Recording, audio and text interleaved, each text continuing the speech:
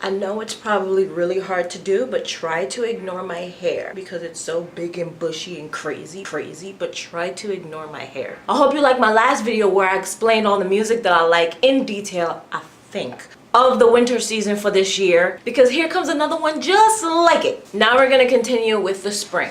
So there was 3 albums this spring that really stood out to me and that I really listened to a lot and really enjoyed on repeat.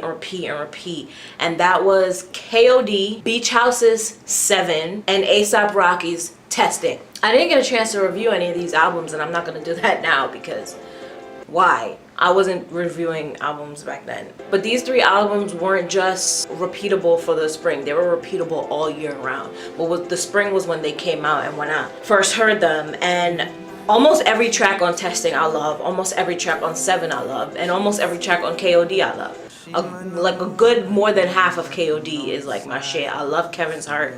There's a lot of honorable mentions for spring though, I will say that. Those are the 3 albums that I listen to the most as like fully, but I listen to a lot of other music, but just not the whole albums, like more so a few tracks from the album. First being Janelle Monae's Dirty Computer.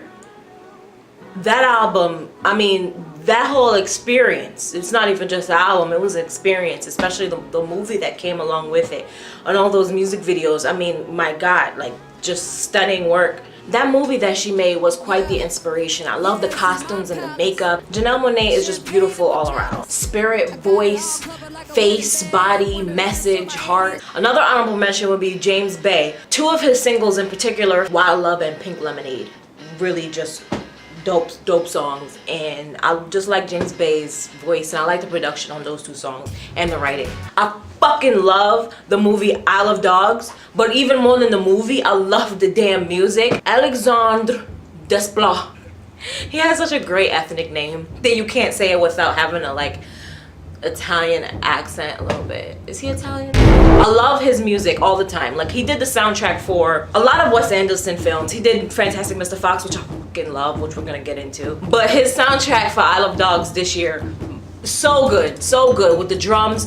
I mean, come on, man. That movie, what the 2 of them together, Wes Anderson and Desplat, they got a bond, man.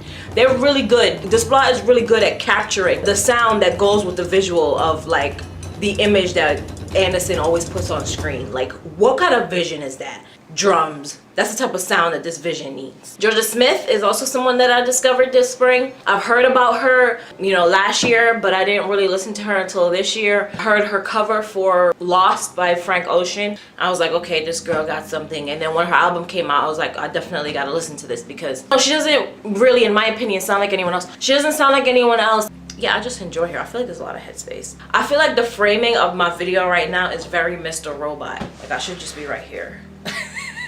That would be annoying, sorry. So another album that stood out this spring, it came out in February, but I didn't start listening to it till March. The Black Panther soundtrack, which Kendrick produced, handled, was great. Another highlight this year. Even though it was a compilation album and a soundtrack album, of course, for a film, it was still really good. And I mean, just the different diversities of black music that's helmed on that one album, it's just it's a standout for the year, like I said, and I really enjoyed that. That was a standout for me.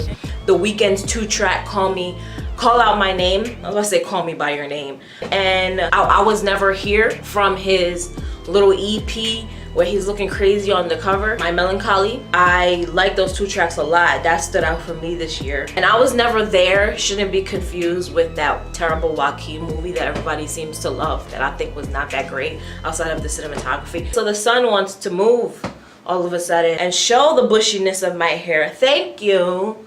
Thanks, God.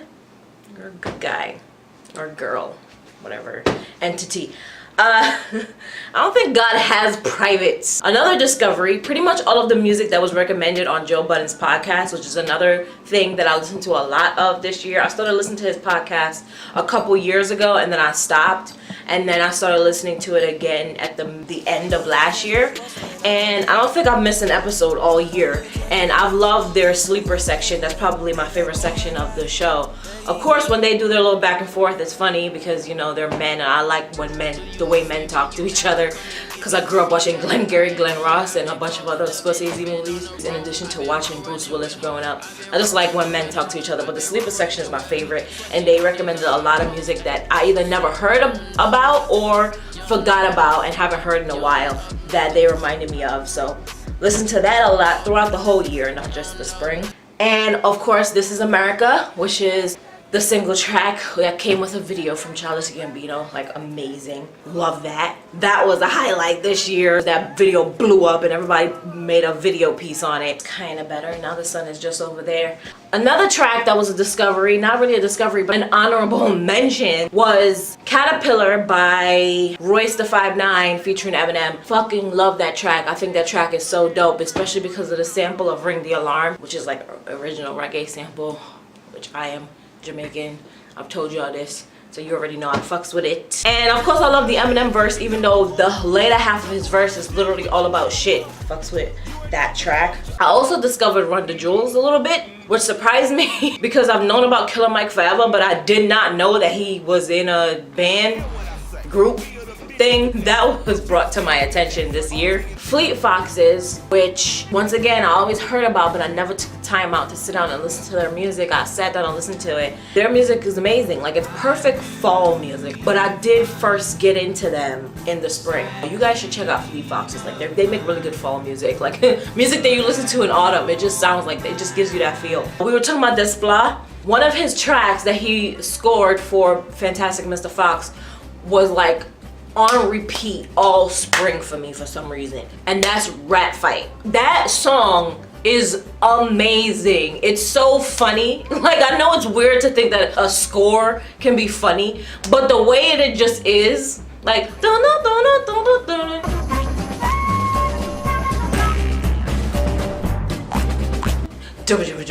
and because whenever you hear it, you visualize the movie and you know what's taking place during this song, and it's so funny. I recommend y'all listen to Rat Fight from the Fantastic Mr. Fox soundtrack. Is a score from Desplat that's really funny, and it's just upbeat, and it just makes you want to like shake your shoulders. I like that track a lot. I listen to that so much, you have no idea. I also not discovered Arcade Fire, but I discovered because I stopped listening to a lot of people after like college, and Arcade Fire is one of them. But they had a song this year called Put Your Money on Me that I fucking love, especially the latter half of the song where they just keep repeating that, put your money on me, put your money on me. It feels good. It's just a great listening experience. I don't know why, but it feels like it's like a really good song to listen to during like game night or something. Like when you're just chilling, lounging in the crib. I feel like that song is just dope. Lastly, my last discovery for spring was Free Black. I don't know how that happened, but I discovered Black this year and Free Black this year. I seen it around, but I am the type of person where if I see something a lot, I'll like purposefully ignore it because I just don't want to know. I saw Black a lot last year and purposefully ignored it. And now I'm gonna give you my throwbacks for the spring and what I listened to a lot during this for some reason. Wild Out by the Lox. I don't know why. I couldn't tell you why, but I was listening to Wild Out all the damn time this spring. I was rocking out to Wild Out like I never heard it before. It was just, I'm gonna need you to not make noise and remind me that it's Christmas while I'm filming. Thank you. I love you though. I love you. My bell's reminding me that I'm loud. Thanks. Wild Out by the Lox, and I'm just welling out on my bell. That was my picks for the spring. And as we continue to do this, we're gonna get closer and closer and closer to the end of the year and getting closer and closer to my picks for the Grammys, to my picks for top albums of the year and top hip-hop albums of the year. Let me know what you guys thought of the picks that I said in this video down below in the comments. If you're interested in, listening to them, what you like that I recommended. And till the next video that I'm gonna film in a second, deuces, triple dub.